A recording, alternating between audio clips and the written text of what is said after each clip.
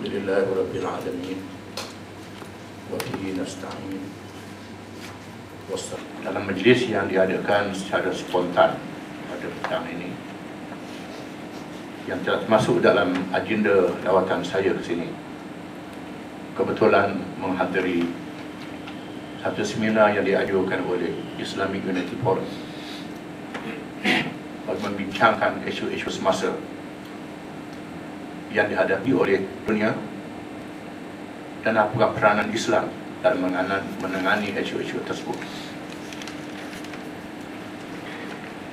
Kerana parti yang saya pimpin bernama Parti Islam Malaysia PAS,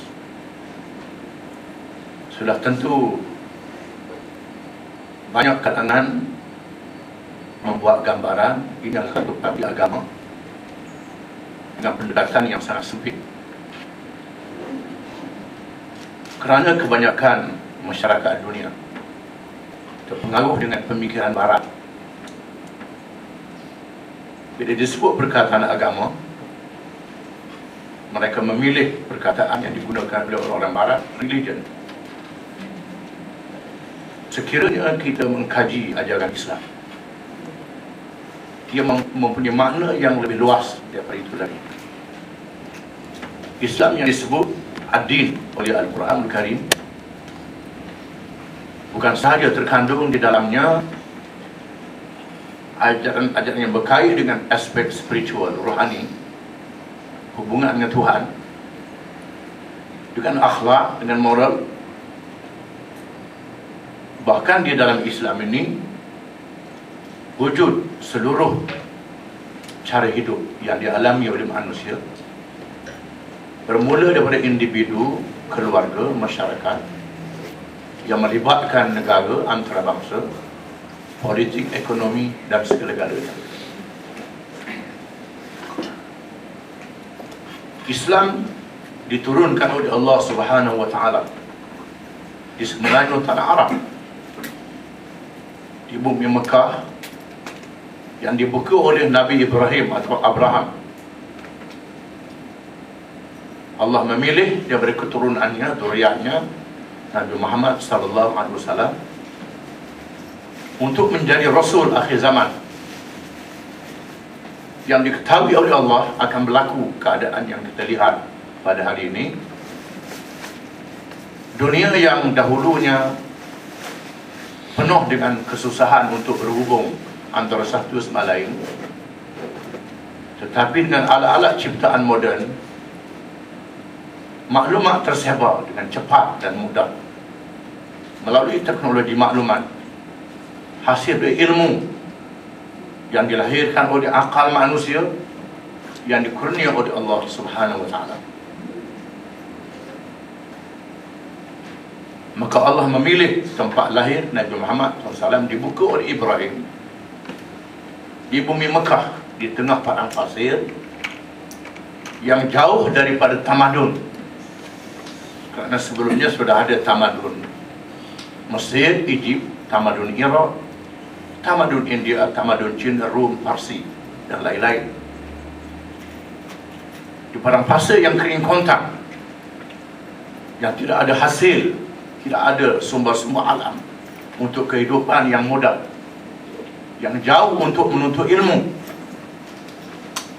dilahirkan di situ Nabi Muhammad SAW dengan wahyu Al-Quran Al-Karim, kitab Allah yang terkandung di dalamnya semua asas-asas ilmu yang ada dalam kehidupan manusia, sekiranya saudara mengkaji Al-Quran Al-Karim dari awal hingga akhir. Islam menganjurkan bahawa manusia yang ditugaskan di muka bumi untuk mengendalikan urusan kehidupan mereka dengan baik dan betul, mestilah bermula dengan membangun diri manusia itu sendiri. Membangun diri manusia bukan sahaja dengan ilmu dan pengalaman, termasuklah spiritual yang mengawal diri mereka dalam hubungan dengan Allah Subhanahu wa Ta'ala. Seluruh teori-teori yang lain berpendapat untuk membangun negara dan masyarakat, ekonomi menjadi rukun yang pertama. Islam mengatakan ekonomi rukun yang akhir. Yang pertama, dibangun diri manusia itu sendiri. Maka dari sini lahirlah Nabi Muhammad SAW yang dibina pribadinya dengan ilmu wahyu daripada Allah Subhanahu Wa Taala. Setelah berjaya mendirikan sebuah negara di Madinah, maka lahirlah objektif daripada ajaran Islam yang bukan sahaja ibadah, termasuk di dalamnya politik, ekonomi dan lain-lain, yang bukan sahaja melibatkan orang Islam, bahkan melibatkan seluruh manusia yang berbagai agama, bangsa dan budaya. Al-Quran mengatakan, Ya ayuhan nas, inna khalaqnakum min dzakarin wa untha waj'alnakum syu'uban wa qabaila lita'arafu in akramakum indallahi atqakum. Wahai manusia, sesungguhnya kami telah menciptakan kamu daripada seorang lelaki dan seorang perempuan, berbangsa-bangsa dan berpuak-puak, supaya kamu berkenal-kenalan di antara satu sama lain. Dan yang paling mulia di kalangan kamu di sisi Allah ialah yang paling bertakwa, yang paling baik akhlaknya, perangannya dan hubungannya dengan Tuhan. Dalam masa yang sama, Al-Quran mengizinkan Nabi Muhammad SAW dan pengikut-pengikutnya menerima segala kebijaksanaan yang dihasilkan oleh ilmu pengalaman manusia dalam hidup bermasyarakat di muka bumi. Maka lahirlah ucapan Nabi Muhammad SAW, Al-hikmatu dhallatul mu'min fa'anna wajadaha fahuwa haqqu biha. Kebijaksanaan adalah barang tercecer, kepunyaan orang yang beriman. Di mana saja dia jumpa, dia mesti pungut. Utlubul ilma walau bisin, tuntut ilmu walaupun ke negeri China. Padahal Nabi Muhammad SAW tak kenal negeri China, tak sebut dalam Quran negeri China. Tapi dengan petunjuk daripada Allah Subhanahu Wa Taala, sekiranya kita baca sejarah, masing-masing bangsa ada tamadun. Rom ada tamadun, Parsi ada tamadun, Cina ada tamadun. Orang Cina yang pertama mencipta kertas. Daripada kertas boleh menulis dan boleh menyebarkan ilmu. Orang Cina mencipta bahan letupan, lahirnya alat persenjataan. Rom dan Parsi dalam bidang pentadbiran dan berbagai-bagai lagi. Maka Islam mengambil semua tamadun-tamadun ini.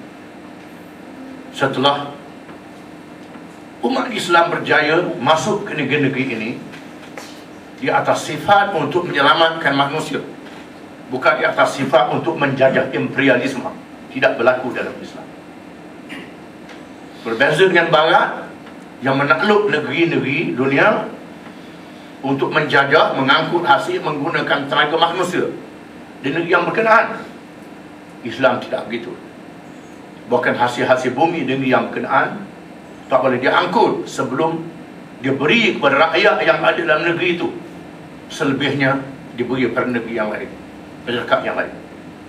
Dan Islam mengambil tamadun-tamadun yang baik dari Parsi, Rom.